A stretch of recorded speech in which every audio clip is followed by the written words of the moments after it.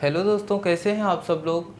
देखिएगा दोस्तों, हम लोग इतिहास पढ़ रहे थे, तो देखिएगा आज से जो हम लोग पढ़ेंगे वो है प्राचीन भारत का इतिहास। इससे पहले हम लोगों ने इतिहास के दो वीडियो एक्चुअल में मैंने बना रखा है, जिसमें आप लोगों को इतिहास का नॉर्मल इंट्रोडक्शन कराया गया था। ठीक, तो देखिएगा आज से हम लोग प्राचीन भारत का इतिहास शुरू करने चल रहे हैं और एकदम बेसिक से लेकर हाई लेवल तक का हम लोग पढ़ लेंगे। ठीक, तो देखिएगा यहाँ पर आप लोगों को करना क्या है, हमें पता है कि हमें इतिहास प्राचीन भारत का पढ़ना है।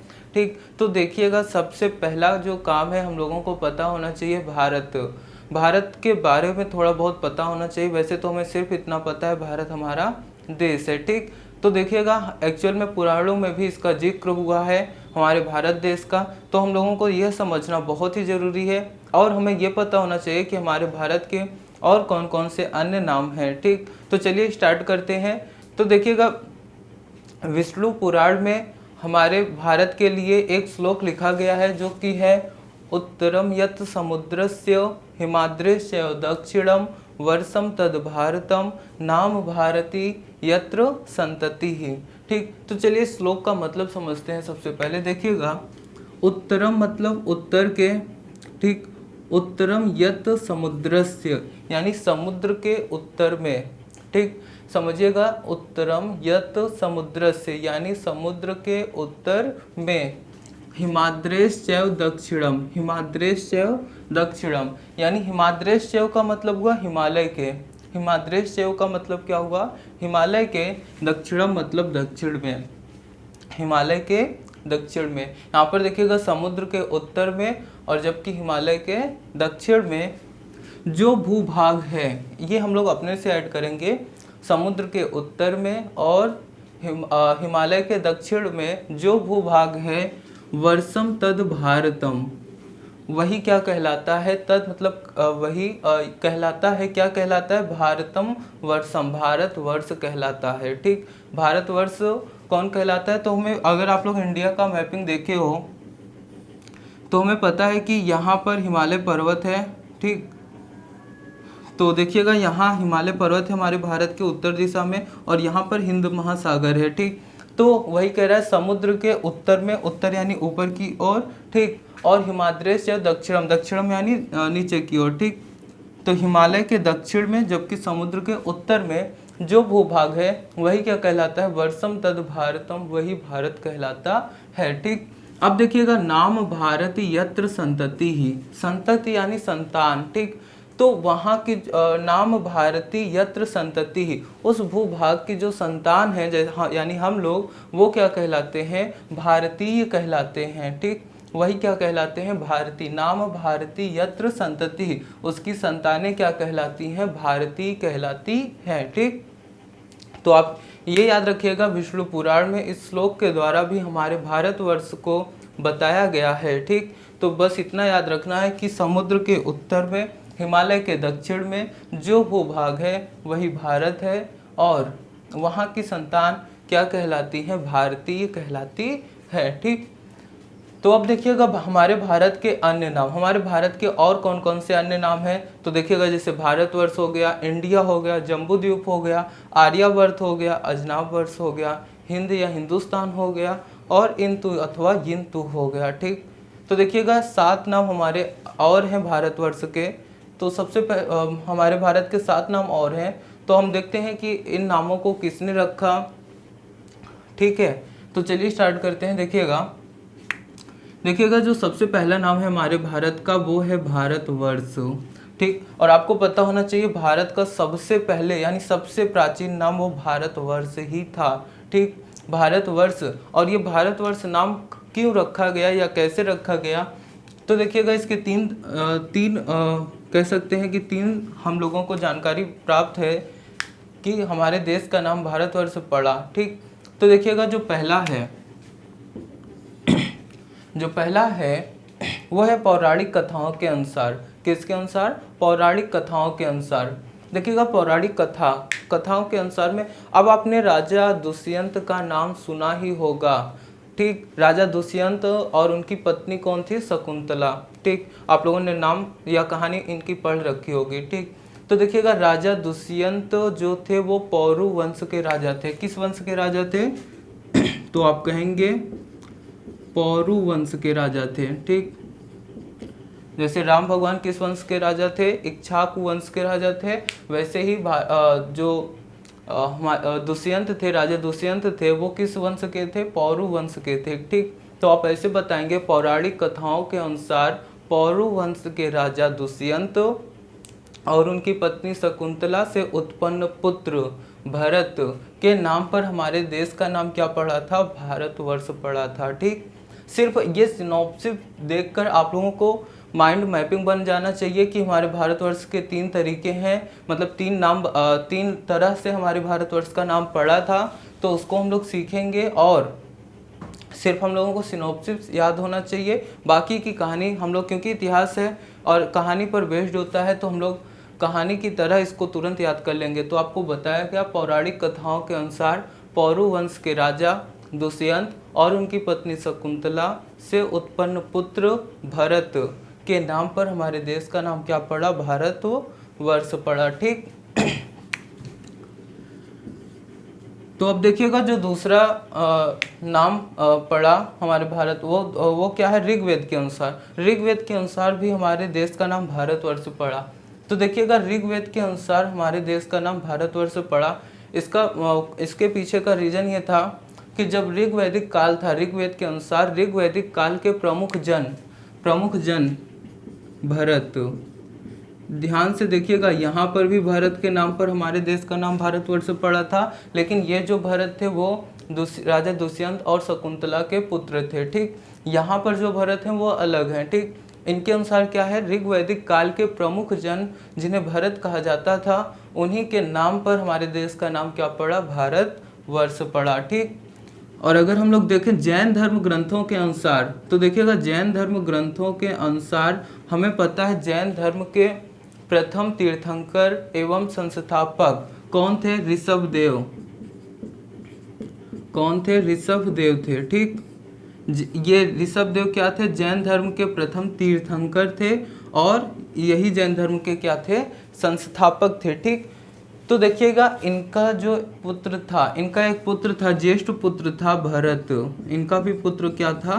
भरत था, जिसका नाम कहा जाता है कि जैन धर्म के संस्थापक और प्रथम तीर्थंकर ऋषभदेव के ज्येष्ठ पुत्र भरत के नाम पर हमारे देश का नाम भारतवर्ष पड़ा। ठीक, तो देखिएगा हमने आप लोगों को 3 तरीके से बताया कि हमारे देश का नाम भारतवर्ष क्यों पड़ा। देखिएगा सब में कॉमन यही है कि सब में भरत है, लेकिन सबका जो कहने का तरीका है वो अलग अलग है। ठीक, तो ये बात आप लोग बहुत ही अच्छे से सीखिएगा। अब देखिएगा हमें पता है भारतवर्ष सबसे प्राचीन नाम है, हमारे देश का सबसे प्राचीन नाम क्या है? भारतवर्ष है। अब देखिएगा साक्ष्य, हमें साक्ष्य एक्चुअल में मिला है कि हमें मिला है कि भारतवर्ष शब्द कहाँ लिखा गया है। तो देखिएगा इसके 2 साक्ष्य मिले हैं, एक साहित्यिक साक्ष्य मिला है और दूसरा अभिलेखीय साक्ष्य मिला है। ठीक, तो साहित्यिक साक्ष्य जो दिया है वो पाणिनि, आप लोगों ने नाम सुना होगा महर्षि पाणिनि का। हाँ, तो देखिएगा जो साहित्यिक साक्ष्य वो महर्षि पाणिनि ने दिया है। ठीक, तो अब देखिएगा जो साहित्यिक साक्ष्य महर्षि पाणिनि ने अपने मतलब जिक्र किया था, तो देखिएगा कि साहित्यिक साक्ष्य में क्या होता है कि इन्होंने ये जो थे वो एक व्याकरणाचार्य थे। ठीक, क्या थे? ये एक व्याकरणाचार्य थे। तो साहित्यिक साक्ष्य के अनुसार महर्षि पाणिनि ने बताया था सबसे पहले कि हमारे देश का नाम क्या था? भारतवर्ष था। जबकि अगर हम लोग अभिलेखीय साक्ष्य की बात करें तो देखिएगा अभिलेखीय साक्ष्यों के अनुसार एक राजा थे खारवेल। राजा कौन थे? खारवेल। ठीक, तो आप कहेंगे कि राजा खारवेल के हाथी गुफा अभिलेख पर, राजा खारवेल के हाथी गुफा अभिलेख पर भारतवर्ष शब्द उत्कीर्ण पाया गया था। ठीक, तो देखिएगा 2 साक्ष्य हैं भारतवर्ष के। पहला है साहित्यिक साक्ष्य जिसे महर्षि पाणिनि जो कि व्याकरणाचार्य थे, उनके अनुसार हमें पता चलता है कि हमारे देश का नाम भारतवर्ष था। और अभिलेखीय साक्ष्यों के अनुसार अगर हम देखें तो राजा खारवेल के हाथी गुफा अभिलेख पर यह भारतवर्ष शब्द उत्कीर्ण पाया गया था। ठीक, तो ये तो हमारे भारत के अन्य नाम में पहला था भारतवर्ष, जिसके बारे में हम लोगों ने इतना स्टोरी पढ़ा। ठीक, अब देखिएगा जो हमारे भारत का अन्य नाम है वो क्या है, इंडिया है। ठीक है, तो देखिएगा इंडिया सर्वप्रथम यूनानियों ने भारत को क्या कहा, इंडिया कहा। ठीक, अब क्योंकि यूनानियों ने सर्वप्रथम भारत को इंडिया कहा, और देखिएगा इंडिया जो शब्द है, ये जो इंडिया शब्द है वो इंडस शब्द से बना है। और ये इंडस अगर से आपसे पूछा जाए किस भाषा का शब्द है, यूनान का या लैटिन का, तो आप कहेंगे यूनानी भाषा का, क्योंकि यूनानियों ने ही भारत को इंडिया कहा था। ठीक, तो आप ऐसे कहेंगे सर्वप्रथम यूनानियों ने भारत को इंडिया कहा, और इंडिया शब्द यूनानी भाषा के इंडस शब्द से बना हुआ है। ठीक, अब देखिएगा, और इंडिया में रहने वाले लोगों को यूनानियों ने क्या कहा, इंडियन कहा। ठीक, इंडिया में रहने वाले लोगों को यूनानियों ने क्या कहा, इंडियन कहा। हमारे देश को इंडिया कहा, और जो लोग वहाँ रह रहे थे उनको क्या कहा, इंडियन कहा। और देखिएगा इंडिया शब्द का मतलब होता है, इंडिया शब्द का मतलब होता है सूती कपड़ा। इंडिया शब्द का मतलब क्या होता है, सूती कपड़ा, और जबकि इंडियन शब्द का मतलब होता है सूती कपड़ा पहनने वाले, यानी कि हम लोग। ठीक, तो इंडिया को देखकर आपके मन में क्या क्या आना चाहिए कि सर्वप्रथम यूनानियों ने भारत को इंडिया कहा। इंडिया यूनानी भाषा के इंडस शब्द से बना हुआ है। और क्या कहेंगे कि उन्होंने हमारे देश को तो इंडिया कहा, लेकिन देश में रहने वाले लोगों को क्या कहा, इंडियन कहा। ठीक, और इंडिया का मतलब होता है सूती कपड़ा, जबकि इंडियन का मतलब क्या होता है, सूती कपड़ा पहनने वाले। ठीक, तो इतना क्लियर है। अब देखिएगा जो थर्ड है वो है जम्बू द्वीप। जम्बू द्वीप में देखिएगा क्या करना है हम लोगों को, बौद्ध साहित्यों में जम्बू द्वीप के मतलब किसने कहा, तो देखिएगा बौद्ध साहित्यों में ऐसा बताया गया था कि मौर्य वंश के जो राजा थे उनका जहाँ पर साम्राज्य था, तो हमें पता है मौर्य वंश का साम्राज्य पूरे भारतवर्ष में था। ठीक, तो उनके अनुसार मतलब भारतवर्ष था वो क्या था, जम्बू द्वीप था। ठीक, तो आप कहेंगे बौद्ध साहित्यों में भी भारत को बौद्ध साहित्य में भारत को क्या कहा गया है, जम्बू द्वीप कहा गया है। और कहाँ कहा गया है, तो आप देखिएगा अशोक के अभिलेखों और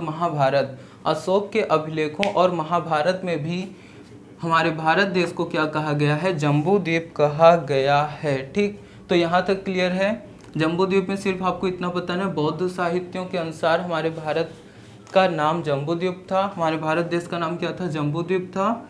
और अशोक के अभिलेखों और महाभारत के अनुसार भी हमारे देश का नाम जम्बू द्वीप है। ठीक, अब देखिएगा आर्यावर्त नाम कहाँ पड़ा, देखिएगा बहुत ही इंपॉर्टेंट है। योग दर्शन के प्रतिपादक महर्षि पतंजलि ने हमारे देश का नाम क्या रखा, आर्यावर्त। ठीक, यानी आर्यों का देश कहा। ठीक, और देखिएगा ये क्वेश्चन आपके यहाँ यूपी पीसीएस में 3 बार पूछ चुका है। ठीक है, 3 बार पूछा गया है कि योग दर्शन के प्रतिपादक कौन थे।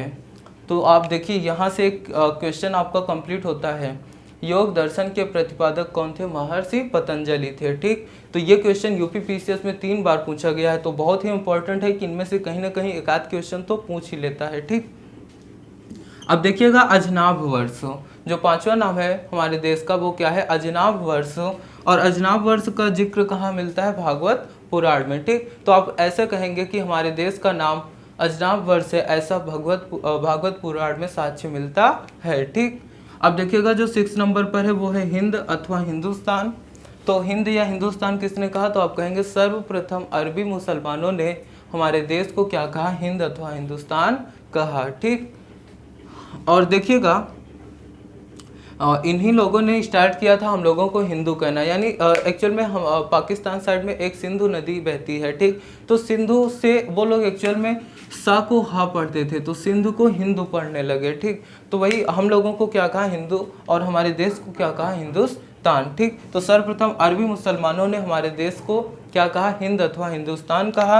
और देखिएगा हिंदुस्तान शब्द का जो शाब्दिक अर्थ होता है वो होता है मुस्लिम आवाम या आवाज। ठीक, हिंदुस्तान शब्द का शाब्दिक अर्थ क्या होता है, मुस्लिम आवाम या मुस्लिम आवाज। ठीक, तो ये हो गया।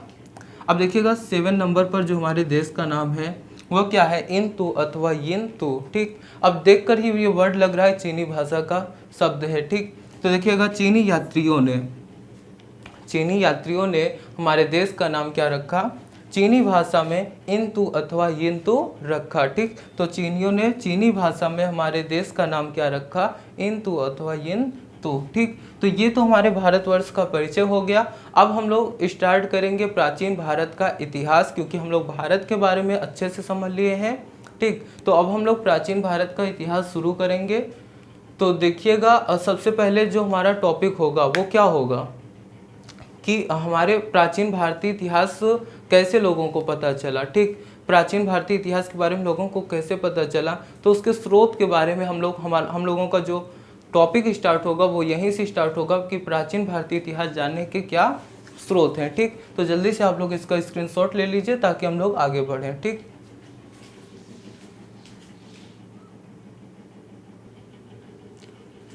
हाँ, तो दोस्तों अब आप लोगों के सामने प्राचीन भारतीय इतिहास जानने के स्रोत का एक सिनॉप्सिस बना हुआ है। जल्दी से आप लोग पहले इसका स्क्रीनशॉट ले लीजिए, फिर हम स्टार्ट करते हैं। तो चलिए स्टार्ट करते हैं।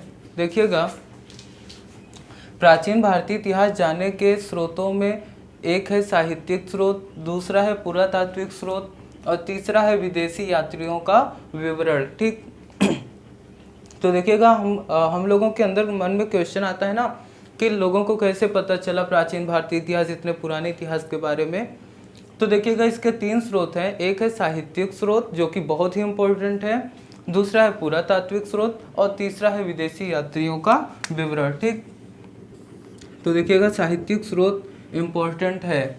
अब देखिएगा जो साहित्यिक स्रोत है इसके 2 पार्ट हैं। साहित्यिक स्रोत के कितने पार्ट हैं, 2 साहित्यिक स्रोत है हमारे पास। एक है धार्मिक साहित्य और दूसरा है लौकिक साहित्य।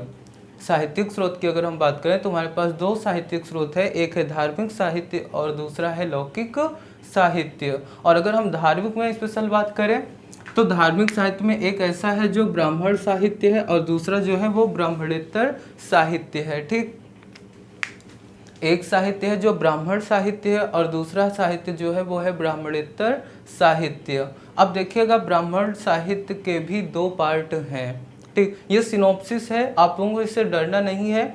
एक्चुअल में बस बता रहा हूँ कि कैसे स्रोत पता चला है हमारे प्राचीन भारतीय इतिहास को, और इसमें से जो इम्पोर्टेंट है वो आप लोगों को सभी पढ़ाने वाला हूँ। ठीक, तो सबसे पहला काम इतना कि प्राचीन भारतीय इतिहास जानने के 3 स्रोत हैं, साहित्यिक स्रोत, पुरातात्विक स्रोत और विदेशी यात्रियों का विवरण। और साहित्यिक स्रोत में भी 2 पार्ट हैं, धार्मिक साहित्य और लौकिक साहित्य। ठीक, और धार्मिक साहित्य में अगर देखा जाए स्पेशली तो धार्मिक साहित्य के 2 पार्ट हैं, एक है ब्राह्मण साहित्य और दूसरा है ब्राह्मणेतर साहित्य।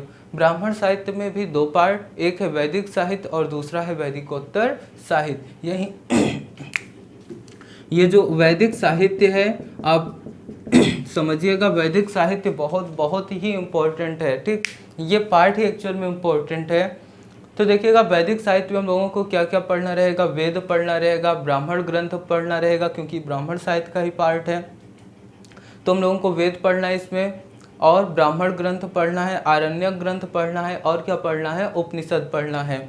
जबकि वैदिकोत्तर साहित्य में हम लोगों को क्या पढ़ना रहेगा, वेदांग पढ़ना रहेगा, स्मृतियाँ पढ़नी रहेंगी, महाकाव्य पढ़ना रहेगा और पुराण पढ़ना रहेगा। ठीक, तो ये हमें यहाँ पढ़ना रहेगा। इसके बाद देखिएगा, इसके बाद क्या करना है, हम लोगों को लौकिक साहित्य पढ़ना है। ठीक, लेकिन इससे जैसे आपको पता है कि वेदों की संख्या कितनी है, 4 हैं, ऋग्वेद, यजुर्वेद, सामवेद और अथर्ववेद।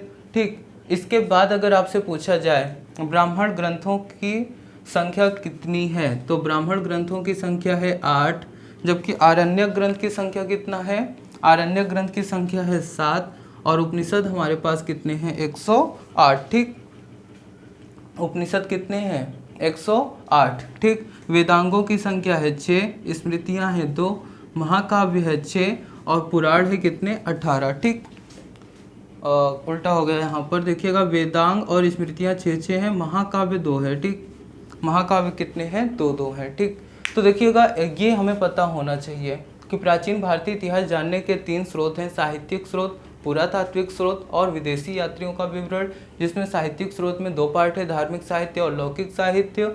धार्मिक के भी 2 पार्ट हैं, ब्राह्मण साहित्य, ब्राह्मणेतर साहित्य। तुम लोगों को ब्राह्मण साहित्य में क्या क्या पढ़ना है? ब्राह्मण साहित्य में हम लोगों को वैदिक साहित्य और वैदिकोत्तर साहित्य पढ़ना है। वैदिक साहित्य में यहाँ से हम लोग पढ़ेंगे। ठीक, कल से ये टॉपिक स्टार्ट करेंगे। वैदिक साहित्य में हम लोगों को वेद, यानी कि हम लोग कल से वेद ही स्टार्ट करेंगे। ठीक, तो वेद पढ़ेंगे, फिर ब्राह्मण ग्रंथ पढ़ेंगे, आरण्यक ग्रंथ पढ़ेंगे और उपनिषद के बारे में पढ़ेंगे। फिर हम लोग वैदिकोत्तर साहित्य में 6 वेदांगों के बारे में पढ़ेंगे, 6 स्मृतियाँ पढ़ेंगे, 2 महाकाव्य पढ़ेंगे और क्या पढ़ेंगे? 18 पुराण पढ़ेंगे। ठीक, अब देखिएगा जो ब्राह्मणेतर साहित्य, इसमें 2 पढ़ना रहेगा, बौद्ध धर्म ग्रंथ और जैन धर्म ग्रंथ। ठीक, ब्राह्मणेतर साहित्य में 2 पढ़ना है, बौद्ध धर्म ग्रंथ और जैन धर्म ग्रंथ।